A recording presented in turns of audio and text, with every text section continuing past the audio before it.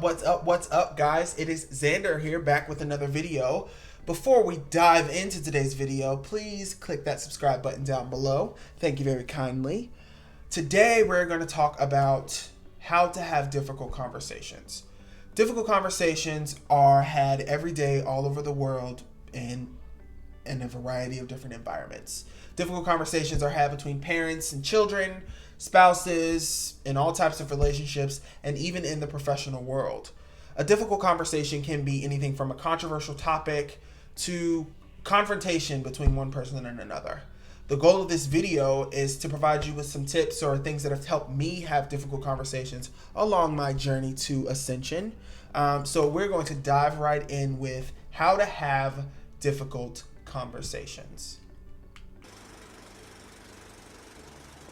I'd like to note that there's a difference between regular conversations and difficult conversations, just like there's a difference between communication and effective communication. We communicate every single day, but being an effective communicator can really go a long way in achieving a certain level of understanding in all types of relationships. And what I want to say is communication skills and conversational skills in general, they're like muscles. You have to flex those muscles. You have to exercise those muscles so that they can grow, so that you can become better at having those conversations. The skill is in the doing. So, for the longest time, I felt like I was an expert conversationalist. I could keep up conversations with anyone. I was an expert small talker and things like that. It wasn't really until I started having to have those difficult conversations as I got older that I learned that I had so much more to learn. So yes, like I said, the skill is in the doing. So what I'm going to do here is I'm going to provide you with some tips that have helped me along my journey in having difficult conversations. It's my belief that in order to become an expert at having those difficult conversations, you have to be an effective communicator. What I always tell people is that communication does not stop when you tell someone something. Communication begins when you are conveying a message or telling someone something and they then receive the message and comprehend it. That is what starts communication. So I think that communicating effectively will really help in going a long way to making it easier for you to have those difficult conversations. Now, they're called difficult conversations for a reason. 9 times out of 10, they're not easy.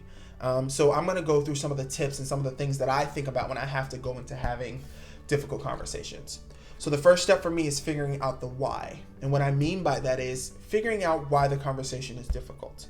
9 times out of 10, if you're having a difficult conversation, it's because a resolution needs to be reached or a problem needs to be solved. It could be that something's bothering you. It could be that you have a secret. It could be that, something is bothering them and they're taking it out on you. There are a plethora of reasons for difficult conversations, but I think a good first step is to figure out the why. And that why is going to be different with every conversation that you have. But I think if you start with figuring out the why, then you can kind of know, what needs to happen next. So that's the first step, in my opinion, to learning how to handle and have difficult conversations. Step 2, identify your motives.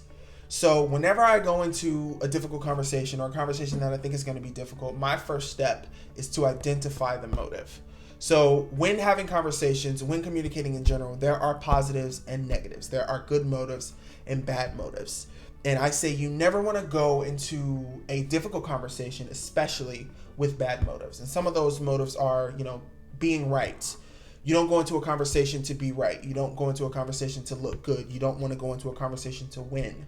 You don't want to go into a conversation to punish, and you don't want to go into a conversation to blame.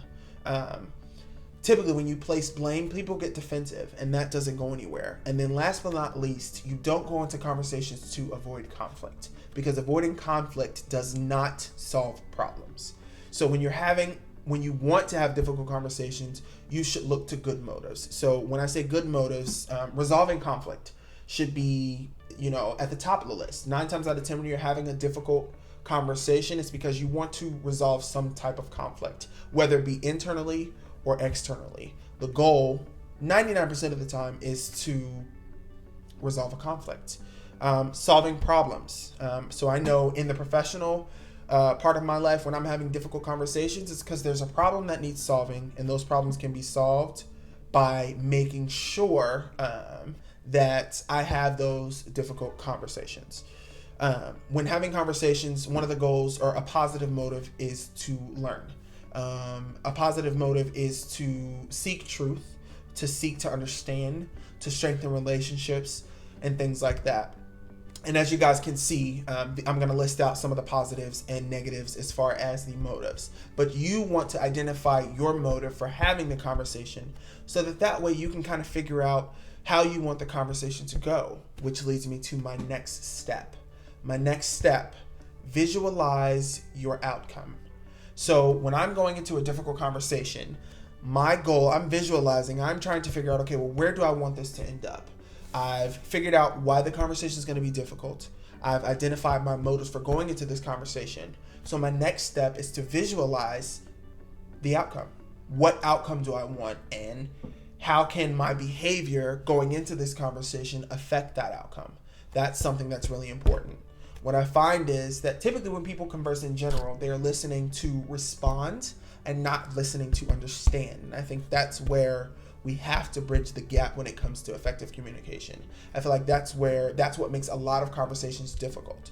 Sometimes when you go into conversations, you may feel like emotions are going to run high and things like that. And that very well may be true, but you have to remember when going into these conversations, go into the conversation to gain some type of understanding. Don't go into the conversation thinking about how you're going to respond to every little thing that they say. The other side of communication, effective communication, and having those difficult conversations is knowing yourself and knowing your triggers. If you know going into a conversation that it's going to be difficult and you figured out the why, then you probably at this point know why it's going to be difficult for you.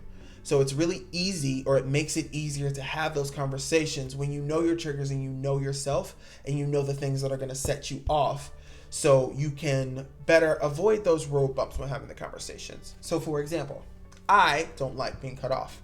So when I'm having a conversation and someone cuts me off, I know that that's something that makes my blood boil. So in my mind, when I'm having those difficult conversations, I have to keep that in check, and I have to know, okay, well, this is something that bothers you. So if this happens, keep a check on it, keep a handle on it. Because when it comes to difficult conversations, they're not easy to have. So a lot of time it's high. A lot of times tensions are extremely high. When having difficult conversations, resolution should be the goal of some sort, whether it's a resolution as far as you getting something out that you always wanted to say, whether resolution is just you being able to say what you needed to say to that person and making sure that they understand it. Resolution should be a goal when having those difficult conversations. One more thing I would like to stress is that difficult conversations are not always going to end the way that you want them to. That is not the purpose of this video. It's not to show you how to have a difficult conversation that's going to go the way you want it to, because it's just not realistic. Before going into having those difficult conversations, you need to realize that you're conversing with a totally different person who has different perspectives, different points of views, and things like that. And they may not agree with what you say, and they may not be an effective communicator in themselves. So going into these difficult conversations, don't assume that everything's going to go the way that you want it to go, because that's not always the case. And there's not always going to be a happy ending. In my professional career, I am always having difficult conversations with employees, and 50% of the time, they don't always go well and they don't always have happy endings. Just because a conversation does not end the way that you wanted it to, just because the conversation does not go the way you wanted it to, and just because there is no happy ending, that does not mean a resolution wasn't found, and that does not mean you did not effectively communicate.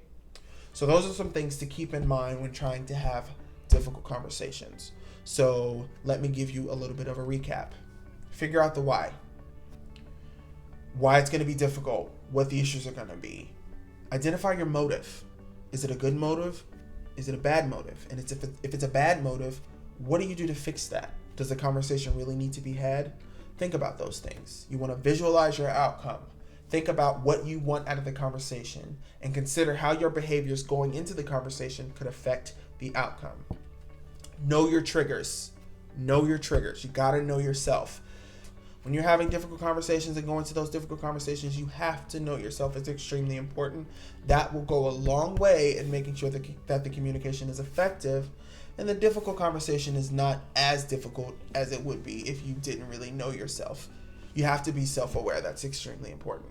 Guys, so that is my advice on how to have difficult conversations, how to communicate effectively.